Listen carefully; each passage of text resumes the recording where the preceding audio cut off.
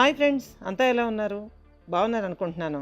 మీ అందరికీ నచ్చేటటువంటి horror ఎలిమెంట్తో horror and mystery కలిపి బాగా దట్టించి రాసినటువంటి మిస్టరీ నవల, అట్లాగే హర్రర్ నవలగా కూడా చెప్పుకోవచ్చండి, మన జయంత సేన. ఈ మిస్టరీ హర్రర్ నవలకి మీ అందరికీ స్వాగతం. ఇంకా మన ఛానల్ని, ఆడియో ఫేస్ ఛానల్ని సబ్స్క్రైబ్ చేసుకోండి, లైక్ చేయండి, షేర్ చేయండి. అట్లాగే కామెంట్స్ రూపంలో మీరేమనుకుంటున్నారో తెలియచేయండి. ఇక ఆలస్యం చేయకుండా మనం మెయిన్ స్టోరీలోకి అయితే వెళ్ళిపోదామండి. రండి, ఆస్వాదించండి, ఆనందించండి, ఎంజాయ్ చేయండి, ఎంకరేజ్ చేయండి మన జయంత సేన. ఇక కథలోకి అయితే వెళ్ళిపోదాం పదండి. డాక్టర్ మిథున్తో సహా అందరూ కన్నులు తెరవలేని మైకంలోకి జారిపోయినా స్టాండ్కి ఫిక్స్ చేసిన మిథున్ అత్యాధునిక సెల్ ఫోన్లో ఆ మహత్తర క్షణాలు నిశ్శబ్దంగా నిక్షిప్తమై రికార్డ్ అయిపోతూ ఉన్నాయి. మరొక్క క్షణం తర్వాత మహాయోగి అగ్నివర్ష, అచ్చట మన శశికాంతుడు క్షేమమే కదా అడిగింది గురుమాత. బదులుగా చిన్న చిరునవ్వుతో చూశాడు ఆయన. తృప్తిగా తలాడించింది. సరి అగ్నివర్ష, మనకిక సమయం లేదు. దుష్ట చెండముఖి విజృంభించినాడు. మనం ఈ అమాయకుల ప్రాణములే కాదు, గురురాజప్ప బారి నుండి మరికొందరిని రక్షించి సృష్టికి ఎదురెదిన దురహంకారి ఆ గురురాజప్ప చేతిలో నుండి పగ్గములను కాలమే తీసుకున్నట్లా చేయవలే. అంతా సహజముగా జరుగునట్లు చూడవలే. ప్రకృతికి ఎదురెదిన వారి ప్రయత్నములు సఫలము కారాదు. త్రిగుణాత్మకమైన ఈ భూమిపై తల్లిదండ్రుల వలన శరీరధారులైన ఎల్లారును కాలానుగుణముగా కాలాధీనముగా జీవించి తీరవలను కదా. తపశ్శక్తిని సాధించుకొనుట సర్వదా ప్రశంసనీయము, అవసరమే. కానీ దానినిట్లు స్వీయ అహంకార దుర్నిర్ణయములకు వినియోగించుట క్షమార్హము కాదు. ఆ మరకతరాజేశ్వరి ఆజ్ఞ అయినది. ఇక మనమెల్లారును ఈ పైశాచిక స్వార్థపూరిత అహంకారజనిత అట్టహాస కేళిని ఆపి దుష్ట సంకల్పములను దునుమాడి సమస్త ప్రకృతిని సజావుగా జరుగునట్లు చేయవలేను. మన జన్మములు అప్పుడే సఫలీకృతమగును. తరువాత మనము జన్మించిన కారణము కూడా ఇదియే కావచ్చును. అదియే ధర్మరక్షణ, అదియే మన కర్తవ్యము. ఈ పూర్వజన్మల కేళిలో అందరూ నలుగుచున్నారు. చూచి విసిగిపోయినాను. ఇక చూస్తూ మనము ఊరుకొనరాదు, ఆగింది గురుమాత. అవును గురుమాత, ధర్మము గాడి తప్పు కాలమిది. ఈ కలి ప్రభావము దారుణముగా ఉన్నది. మనమందరము పై మనోలోకములలో నివసించుచు సూపర్ మాస్టర్స్ శక్తిని కూడి సమీకరించుకొని ఈ దారుణ మారణకాండను నిలుపు చేయవలెను.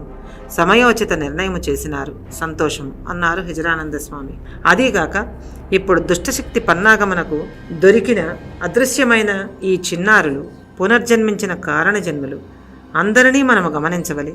గురురాజప్పకును చెండముఖికిని తలెత్తిన శత్రుత్వమునకు మధ్య ఈ జన్మలో సంబంధము లేని వీరందరూ దొరికి నలిగిపోవచ్చున్నారు.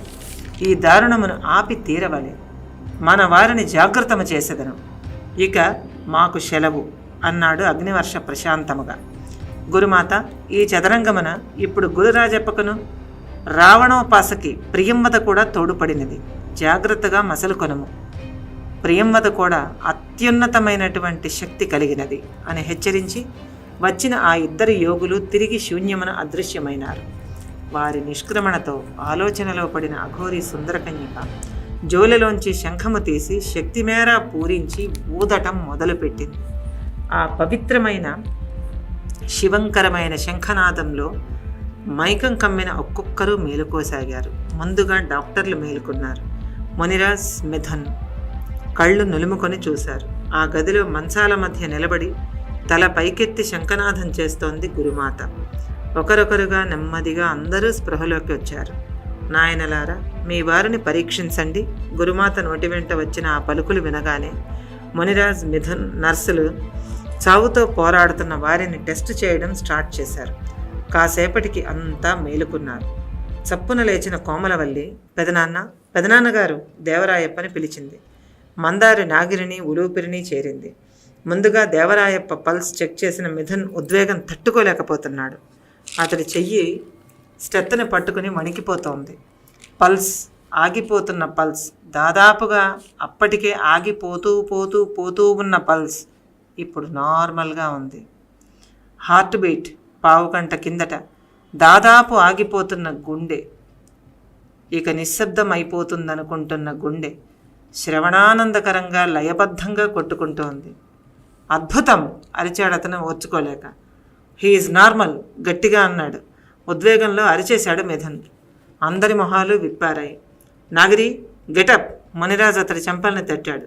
దాదాపు అందరూ మేలుకొన్నారు. మామూలుగా నిద్రలోంచి లేచిన వాళ్లల్లాగా హాయిగా మేలుకొన్నారు. కళ్ళు తెరిచిన తమ వారిని చూసిన కోమలవల్లి, మందారి భోరున ఏడవసాగారు. అది బాధతో వచ్చిన ఏడుపు కాదు, ఆనందోద్వేగం, ఆనంద బాష్పాలు అందరిలో. మునిరాజ్ గొణుక్కుంటున్నాడు. అతడిలోని డాక్టర్ అద్భుత రసాన్ని స్వీకరించడానికి దగ్గరలో ఉన్నాడు. కానీ అతడిలోని మానవత్వం మాత్రం ఆనంద సంభ్రమాల్లో మునిగిపోయింది.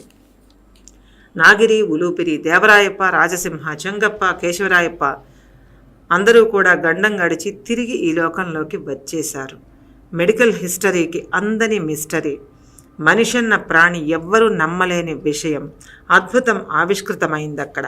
బాడీ టెంపరేచర్ డ్రాప్ అయిపోయి ఆల్మోస్ట్ అన్ని ఆర్గాన్స్ షట్ డౌన్ అయిపోతున్న వేళ ఈ స్థితికి మరలి రావడం మనిషి ఊహించలేని అనూహ్య పరిణామం. నాగిరి, దేవరాయప్ప గారు ఒక్కొక్కరిని పేర్లు పెట్టి పిలుస్తున్నారు డాక్టర్లు. ఒక్క 10 నిమిషాల్లో మరణం అంచులకి పోయిన వారంతా పునర్జీవితులైనారు. ఎన్నిసీను ఆశ్చర్యం దాటేసి ఎక్కడో ఉన్నాడు. అతడు అసలు ఈ లోకంలోనే లేడు. నాగమణి, అందరకును వేడి పాలు తాగించు, స్థిమిత పడతారు అన్నది గురుమాత. బెడ్స్ మీద తమ వారిని సపోర్ట్ ఇచ్చి రిలాక్స్గా కూర్చోబెట్టారు. ఆ దృశ్యం చూడగానే చిన్నగా క్లాప్స్ కొట్టాడు మునిరాజ్. అందరి చేతులు జత కలిశాయి. కాసేపు చప్పట్లతో ఆనందాతిరేకంతో నిండిపోయింది ఆ గది. అందరిలోనూ రిలీఫ్. ఒక్కసారిగా డాక్టర్లిద్దరూ కోమలవల్లి, మందారి గురుమాత పాదాలపై వాలిపోయారు. అది వాళ్ళు చేయగలిగిన ఒకే ఒక్క పని. ఏ దేవుడు చేయగల అద్భుతం ఇది! దుష్ట పిశాచి చేతిలో చిక్కి చావుకి ఆహారం అయిపోవలసిన వాళ్ళని తిరిగి నార్మల్గా బతికించిన శక్తికి ఏమిచ్చి రుణం తీర్చుకోగలరు? ఏ వైద్యం బతికించగలదు? అందరూ ఒక విధమైన అద్భుత రసం నింపిన ట్రాన్స్లో ఉన్నారు, ఒక్క జయరాజ్ తప్ప. ఆ సంగతిని గుర్తించింది గురుమాత ఒక్కతే. జయరాజా, భయపడకు, జయంతసేన జాడలు తీయవలెను. విక్రముడును, శశికాంతుడును, మన అగస్త్యుడును అందరినీ కాపాడుకొనవలసిన తరుణం ఆసన్నమైనదే. నీవు విచారించకు. ఓదార్పుగానే, నాయనలారా, నేను మన వారి జాడలను తీయి ప్రయత్నము చేయుదను. అందరూ విశ్రాంతిగా ఉండండి. కడు జాగరూకత వహించవలెను. అన్ని వైపులా దుష్ట పిశాచ స్వార్థ శక్తులు కోరలు చాస్తున్నవి. అమాయకులు బలి కారాదన్న కారాదంతే. జాగ్రత్త వహించండి అని హెచ్చరించి తిరిగి ధ్యానముద్ర దాల్చినది స్త్రీ అఘోరి సుందరకన్యక. ఈ మొత్తాన్ని పగిలిన గోడలోంచి చూస్తున్న 2 కళ్ళు వికృతమైన భావంతో ఎర్రబడి రక్తపు ముద్దలుగా మారాయి. ఆ తరువాత అత్యంత చిరాగ్గా చూస్తూ మాయమయ్యింది ఆ ఆకృతి. ఆ కళ్ళు, ఆ ఆకృతి దుష్టతాంత్రికుడి చెండముఖివి. ఈ వినాశనానికి చెండముఖే కారణం. పంజాదెబ్బ గురి తప్పితే పెద్ద పులిలో కలిగే క్రోధం మెరిసింది ఆ 2 కళ్ళల్లో. కానీ కాలం ఎదురు తిరిగిందనడానికి గుర్తుగా చెడు మీద మంచికి తొలి గెలుపు నమోదయ్యింది. Time is always miraculous, ever and ever and ever. ఇంకా ఉంది. ఇది గైస్ ఈ పార్ట్. ఎలా ఉంది? మీరేమనుకుంటున్నారు? మీకు కూడా నచ్చింది అనుకుంటున్నాను.